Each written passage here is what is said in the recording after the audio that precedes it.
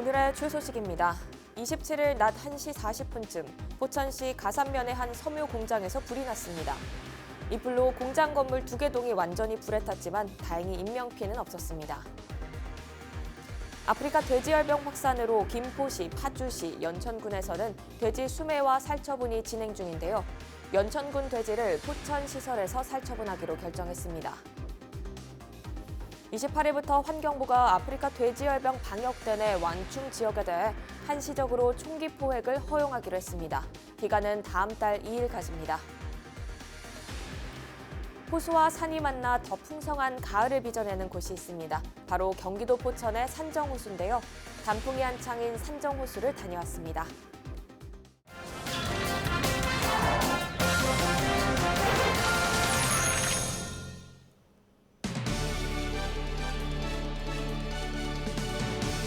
시청자 여러분 안녕하십니까? 헬로티비 뉴스 나라입니다. 27일 낮 1시 40분쯤 포천시 가산면의 한 섬유 공장에서 불이 났습니다. 화재 당시 공장에 사람이 없어 인명피해는 없었지만 공장 건물 2개 동이 완전히 불에 타는 등 전체 5개 동이 피해를 봤습니다. 소방당국은 대응 1단계를 발령해 진화에 나섰고 3시간 10분 만에 꺼졌습니다. 소방당국은 정확한 화재 원인과 피해 규모를 조사하고 있습니다. 지난 26일 양주 광정면의 한 폐기물 야적장에서 불이 났습니다. 이 불은 26일 밤 0시 52분쯤 발생했으며 출동한 소방대원들에 의해 4시간여 만에 진화됐습니다. 다행히 인명피해는 없었고 소방서 추산 9,190만 원의 재산 피해가 발생했습니다. 소방당국은 자연 발화에 무게를 두고 목격자 등을 상대로 정확한 화재 원인을 조사하고 있습니다. 아프리카 돼지열병 확산으로 김포시, 파주시, 연천군에서는 돼지 수매와 살처분이 진행 중인데요. 김포시와 파주시는 수매와 살처분을 완료했고 연천군은 계속해서 진행 중입니다. 연천군이 다른 지역보다 속도가 느린 이유는 처리시설이 부족하기 때문인데요. 지금의 속도라면 약 40일 이상이 걸릴 것으로 예상됩니다. 경기도와 포천시 축산단체협의회는 고민 끝에 연천군과 협력해 처리시설 지원에 나서기로 했습니다. 포천시의 처리시설을 이용해 연천군 돼지를 살처분하겠다는 건데요. 살처분 기간을 줄여 아프리카 돼지열병이 장기화되는 것을 막겠다는 겁니다. 이렇게 연천군과 포천시의 공동작업으로 연천 돼지 살처분이 속도를 낼 것으로 보입니다. 28일부터 환경부가 아프리카 돼지열병 방역대 내 완충 지역에 대해 한시적으로 총기 포획을 허용하기로 했죠. 기간은 다음 달 2일까지인데요. 완충 지역인 포천시와 동두천시, 양주시에서 대대적인 야생 멧돼지 사냥이 진행될 것으로 예상됩니다. 포천시와 동두천시, 양주시는 그동안 야생 멧돼지 총기 포획 허가를 꾸준히 요청했는데요. 해당 지자체는 야생 멧돼지 포획에 최선을 다하겠다는 각오입니다. 가을 단풍 구경으로 산에 많이 오르시는데요. 이 지역 산에 오르실 때는 안전에 유의하시고 등산로가 아닌 곳에는 가지 않으셔야 합니다. 무엇보다 안전이 우선이라는 점 꼭 기억하시기 바랍니다.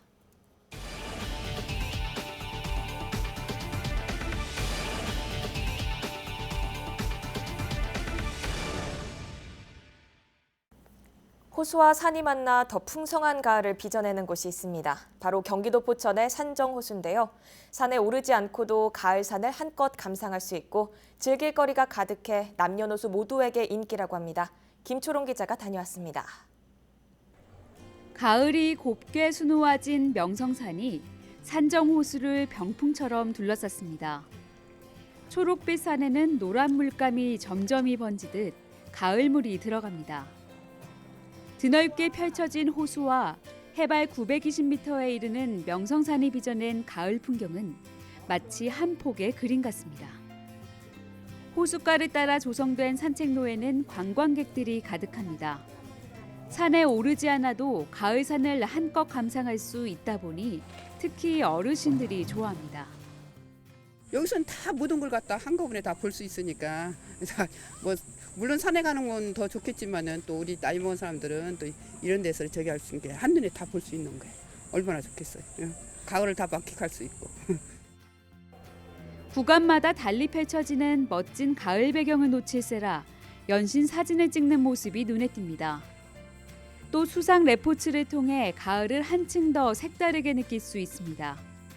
잔잔한 호수 위에서 가을 풍경을 감상하는 오리배와 시원한 가을 바람을 맞으며 물살을 가르는 짜릿한 모터보트 타기 등 즐길 거리가 가득합니다. 명성산과 산정호수를 찾는 관광객은 연간 100만 명. 올해 아프리카 돼지열병으로 명성산 억새꽃 축제는 취소됐지만 관광객들의 발길은 끊이지 않고 있습니다. 포천 명성산은 앞으로 일주일 뒤 단풍이 절정을 이룰 것으로 보입니다. 헬로티비 뉴스 김초롱입니다. 아침 저녁으로 쌀쌀한 날씨가 이어지면서 가을이 깊어가고 있습니다. 단풍 나들이 계획도 많이들 세우실 텐데요. 멀리 가지 않아도 가까운 곳에서 가을 낭만을 만끽할 수 있습니다. 도심 속 단풍 명소들을 심다혜 기자가 알려드립니다. 아파트 단지 사이사이에 형형색색으로 물든 나무들이 늘어서 있습니다. 20m가 넘는 느티나무들인데 녹색빛의 이파리들 사이사이 붉게 물든 단풍이 모습을 드러냅니다. 서울 목동의 한 아파트 단지 안에 있는 이곳은 올해 서울시가 선정한 걷고 싶은 단풍거리 중 한 곳입니다. 시민들은 곧 절정에 이를 단풍을 기대하고 있습니다. 이게 이제 자꾸 쏟아지게 이렇게 이제 조금 더 있으면 굉장히 곱고 좋아요. 나무가 양쪽에 있어서 되게 걸을 때마다 예뻐서 자주 걷고 싶은 거리라고 생각이 들었어요. 도심 속 또 다른 단풍 명소 서서울 호수공원입니다. 하늘 위로 비행기가 지나갈 때마다 소리 분수가 물을 뿜어내는데 물줄기 사이로 보이는 단풍이 장관입니다. 시민들은 호수 주변 단풍나무 산책로를 걸으며 가을 정취를 만끽합니다. 아이들은 낙엽을 벗삼아 소꿉놀이에 빠졌습니다. 바람에 떨어진 나뭇잎을 밟으며 부스럭거리는 소리를 듣는 것도 가을을 즐기는 방법 중 하나입니다.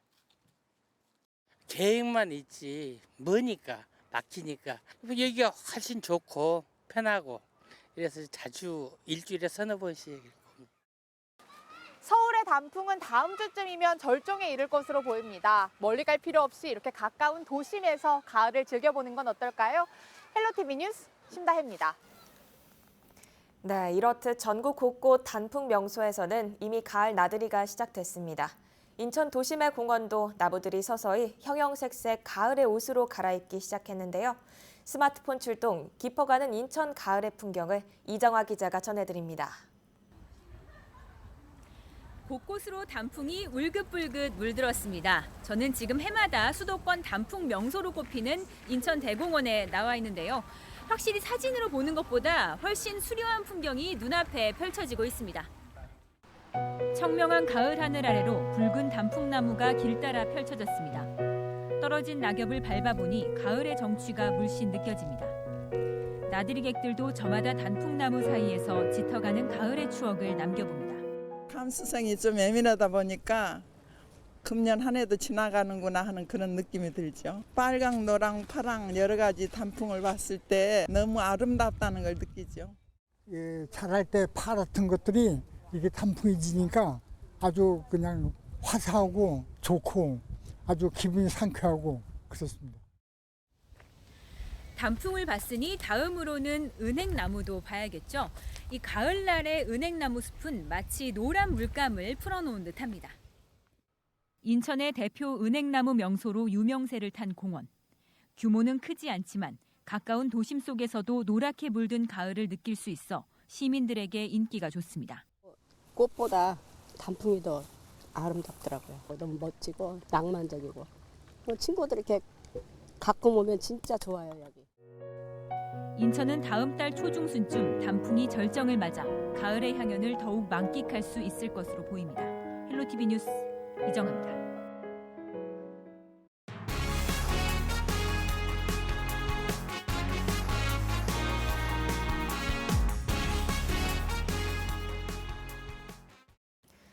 의정부지법은 건설 폐기물의 재활용 촉진에 관한 법률 위반 혐의로 기소된 피고인 A씨에게 징역 10월에 집행유예 2년, A씨가 대표인 비환경업체에는 벌금 1,000만 원을 각각 선고했다고 밝혔습니다.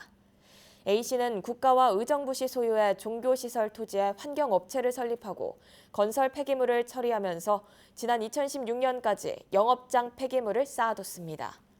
의정부시는 올 연말까지 20억 원을 투입해 폐기물을 우선 처리하고 비용은 추후 A씨에게 청구하기로 했습니다. 개성 인삼 많이 들어보셨죠? 경기도 농가에서는 개성 인삼을 많이 재배하고 있는데요. 그중 포천시는 엄격한 품질 관리와 농가 계약 재배를 통해 고품질의 6년근 인삼을 생산하고 있습니다. 바로 이 포천산 개성 인삼이 수출길에 나섰습니다. 첫 수출 국가는 베트남인데요. 가장 먼저 배를 탄 인삼의 양은 약 6톤, 금액으로 보면 2억 원가량에 이른다고 합니다. 개성 인삼 농협이 생긴 이래 인삼 수출은 처음이라고 하는데요. 그만큼 기대감도 큽니다. 이번을 시작으로 내년 8월까지 총 300톤의 6년근 수삼을 수출할 계획인데요. 포천산 개성 인삼의 우수성이 잘 알려질 수 있길 기대해 보겠습니다. 경기도 교육청이 유치원에 대한 감사를 벌여 지원금을 부정 사용한 유치원 50곳을 적발해 공개했습니다.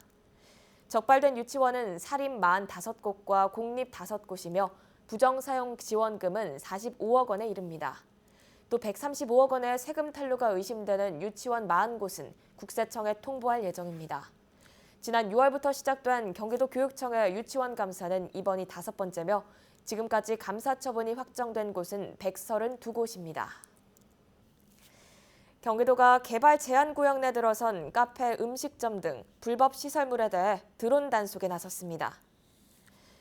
드론을 활용한 단속은 기존의 단속 방식을 보완한 것으로 그동안 눈에 띄지 않았던 불법 시설물을 찾을 수 있고 상습적으로 발생하는 불법을 찾기 위해서 시작됐습니다.